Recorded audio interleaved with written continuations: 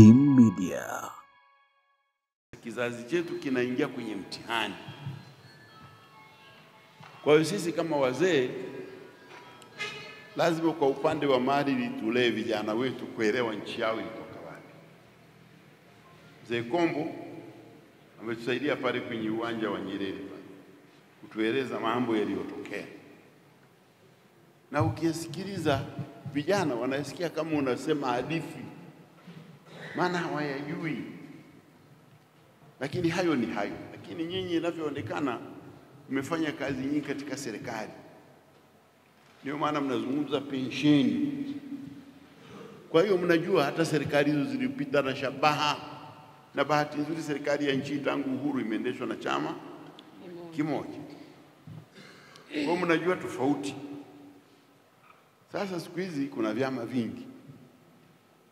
Hata nyinyi wazee mlikuwa vingine hamjaviona. Sisi huko tulikotoka tulikuwa tunaishi na siasa za kushawishiana. Tunashawishi watu waunge mkono. Siku hizi kuna vyama vinasema msipowasikiliza wanawapiga.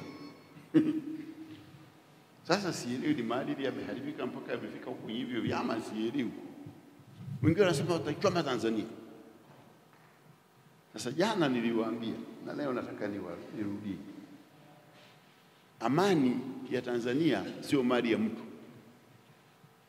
Ni tunu ya taifa. Tunu ya nini? Ya taifa. Sasa huwezi kuamka ukasema wewe unaivuruga tu. Unasema kwa kuivuruga unapata haki zako. Lakini haki za nchi hii zimeandikwa kwenye katiba. Kama wewe una matatizo na unadhani unadhulumiwa, katiba ya nchi hii imeweka chombo maalum kabisa kinaitwa mahakama, ambacho ndicho unachoenda kusema mimi nimedhulumiwa. Mahakama inasikiliza, inamuita na ile hadi ya kudhulumu, unashtakiana, mahakama inaamua. Ili kuhakikisha kwamba migogoro yote itakuwa inamalizika kupitia njia za haki zilizowekwa na nini?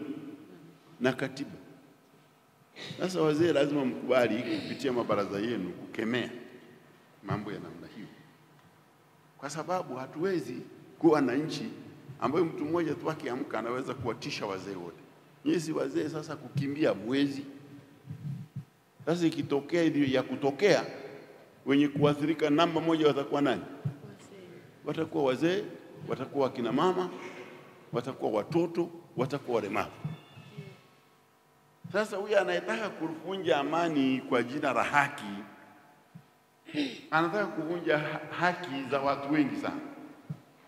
Anavunja haki za wazee, anavunja haki za wakina mama, anavunja haki za watoto, maana watakimbia, wataacha shule wakati wa zahama. Tunakemea vijana wa jinsi wanavyofanya mambo ya ulevi, vutaji wa bange, mvao mbaya, jinsi wanavyovaa nguo zao zitakuwa hazithaminiki. Na vile vile hata wasichana wanavaa vibaya kwa ajili ya kupotosha Tanzania na kuleta aibu. Tuzingatie maadili kwa vijana wetu na mwisho wa siku tunapoenda kwenye uchaguzi mkuu, basi tuangalie chama ambacho kinahubiri amani. Lengo kubwa ni kuwa na Tanzania ambayo yenye amani, yenye upendo, lakini mwisho wa siku basi maisha yaweze kuendelea. Nataka tukaanzishe slogan yetu. Sisi Wanyamwezi tunasema choto au kikome. Tuanze kukoka mioto pale uwanjani ili tuwape watoto wetu historia ya chama chetu. Na kwenye uchaguzi tunakuja vijana tunawategemea sana. Na kijana bila kukaa naye kumweleza unaotakiwa kumwambia mtoto na kukaa naye ni usiku. Baada ya kuangalia TV, kwanza aje niongee naye ninayotaka kumwambia kwa ajili ya uchaguzi wa mwaka wa Mheshimiwa Rais. Tafadhali usisahau kusubscribe, kulike, kushare na kucomment ili uwe wa kwanza kupata taarifa zetu kutoka hapa Kim Media.